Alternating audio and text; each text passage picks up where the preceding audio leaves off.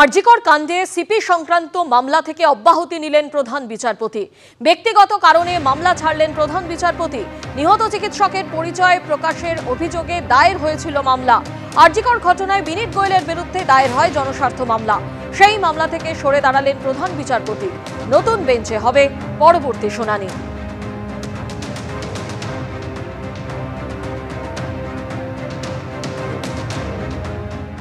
মাঝরাতে হাওড়ায় রহস্যজনকভাবে গুলিবিদ্ধ হুগলি চণ্ডীতলা থানার আইসি। পুলিশ অফিসারের হাতে গুলি লেগেছে। ঘটনাস্থলে গাড়িতে ছিলেন এক মহিলা। ঘটনাস্থলে ছিলেন আরো কয়েকজন। মহিলার মুখে রক্ত লেগেছিল দাবি প্রত্যক্ষদর্শীর। আহত আইসিকে হাসপাতালে ভর্তি করা হয়েছে, কিন্তু কে গুলি চালালেন এখনো তা নিয়ে ধোঁয়াশা। মধ্যরাতে কেন নিজের জেলা ছেড়ে হাওড়ায় এসেছিলেন আইসি? একাধিক প্রশ্ন ইতিমধ্যেই উঠতে শুরু করেছে। সুনীত হালদার এই মুহূর্তে টেলিফোনে আমাদের সঙ্গে রয়েছেন। সুনীত, চণ্ডীতলা থানার আইসি, তার গুলি লাগলো, কে গুলি চালালো, কি কারণে গুলিবিদ্ধ হলেন তিনি, এখনো পর্যন্ত কি তথ্য পাওয়া যাচ্ছে?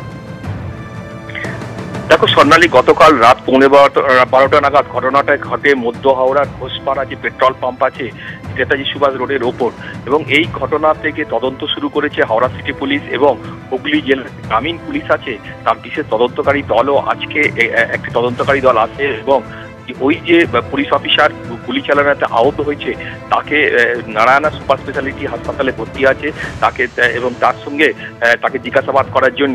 যদিও এখনো পর্যন্ত শেষ খবর পাওয়া পর্যন্ত ডাক্তাররা এখনো পর্যন্ত কথা বলার অনুমতি দেয়নি। এবং শুধু তাই নয়, ওই ঘটনাটা যখন ঘটে অর্থাৎ 12টার সময় একটা গাড়ি দাঁড়ায় এবং সেখানে গুলি চালানো শব্দ শুনে দেখা যায় যে একজন ব্যক্তি সে রক্তাক্ত অবস্থায় পড়ে যাচ্ছে নিচে, এবং সেই সঙ্গে সঙ্গে যখন তার কাছে তাকে উদ্ধার করতে যায় তখন সে তার নিজের পরিচয় পত্র দেখায় যে তিনি পুলিশের অফিসার, তিনি দেখান। তারপর সঙ্গে সঙ্গে তাকে নিয়ে যাওয়া হয় হাসপাতালে। এবং এই ঘটনায় যেটা জানা যাচ্ছে, শুধু তিনি ওই একাই ওই গাড়িতে ছিলেন না, ওর সঙ্গে একজন তার বান্ধবী একটা মহিলাও ছিলেন, তার সঙ্গে পূর্ব পরিচিতি মহিলা তার সঙ্গে ছিলেন, এবং তারও গা রক্তে ভেসে যাচ্ছিল, দুজনের গায়ে রক্তে ভেসে যাচ্ছিল। এই ঘটনার পর যেটা সঙ্গে সঙ্গে খবর যায় শিবপুর থানায় এবং ব্যাটরা থানায়, সেখান থেকে পুলিশ ছুটে আসে। হাওড়া সিটি পুলিশের যারা উচ্চপদস্থ আধিকারিক তারাও ঘটনাস্থলে ছুটে আসেন, গোয়েন্দারা ছুটে আসেন এবং গোটা ঘটনার তদন্ত শুরু করে। এলাকার সিসিটিভি ফুটেজে সংগ্রহ করা হয় এবং যে কালো গাড়িটাতে যেটাতে পুলিশ লেখা একটা বোর্ড ছিল সেটা জানা গেছে যে ওই অফিসারের ব্যবহার করতেন এবং তার বন্ধুর গাড়ি, সেটা শিবপুর থানার পুলিশ আটক করেছে গাড়িটাকে এবং গোটা ঘটনার তদন্ত শুরু করেছে।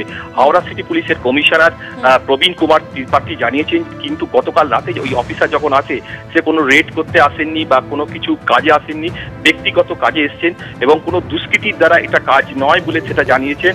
অর্থাৎ যেটা জানিয়েছেন যে গুলি যে চালানো হয়েছে সেটা প্রাথমিকভাবে এই স্টেটমেন্ট থেকে বোঝা যাচ্ছে কি হয়েছে তা জানার জন্য শুনিয়ে ইতিমধ্যে ফ্যাক্ট ফাইন্ডিং টিম গঠন করা হয়েছে। তুমি যেমনটা বলছিলে, আপাতত তোমায় ধন্যবাদ। এই ঘটনা নিয়ে প্রত্যক্ষদর্শীরা কি জানাচ্ছে শোনাবো। আমরা ওখানে দাঁড়িয়ে গল্প করছিলাম, তো যখন এলাম তখন দেখলাম যে রাস্তায় পড়ে রয়েছে। এবার তারপরে ডাকা হলো, সবাই মিলে জিজ্ঞেস করলাম যে কি হয়েছে। তারপর বের করে বলছে যে আমি পুলিশের লোক আছি। তারপরে রক্ত ভর্তি ছিল, ওই জন্য গায়ে হাত পায়ে জল ঢাললাম, ঢেলে বললাম যে চলে যাও হসপিটালে নিয়ে চলে যাও। বললো কোথায় নিয়ে যাবো? বললো হাওড়াতে নিয়ে চলে যাও। বলছে হাওড়াতে নিয়ে গেলে কেস হয়ে যাবে, প্রাইভেটে নিয়ে চলে যাবে। 4 জন ছিল, একটা মেয়ে ছিল, 3টে ছেলে ছিল। গুলি কার লেগেছিল? যে পুলিশওয়ালা যে আইডি কার্ড দেখেছিল পুলিশের, তারই লেগেছিল হাতে। মহিলাটা গাড়ির মধ্যেই বসেছিল, বাট মহিলার পুরো মুখে রক্তে ভর্তি ছিল। উনি বললেন আমি পুলিশে আছি, ম্যাটারটাকে বেশি বড় করো না, ছেড়ে দাও, তোমরা চলে যাও, আমরা বুঝে নিচ্ছি। এভাবে গোটা বাংলাকে এরা হুলিগানসদের হাতে সঁপে দিয়েছে, তো স্বাভাবিকভাবে সেখানে পুলিশ গুলিবিদ্ধ হবে, এটাই স্বাভাবিক। এবং ডিজি বলেছিলেন যে পুলিশের দিকে গুলি চালালে, একটি গুলি চালালে নাকি ওনার পুলিশ 4টে গুলি চালাবে। তো আমি তো দেখলাম একটা এনকাউন্টারেই তো পশ্চিমবঙ্গ পুলিশের হাওয়া বেরিয়ে গেল, পাংচার হয়ে গেল। ডিজির কথা দাম থাকলো না। চণ্ডীতলার থানা ওসি যদি গুলিবিদ্ধ হন তাহলে 4টে গুলি চালানোর কথা ছিল। তো ওসি কি একটিও গুলি চালিয়েছে?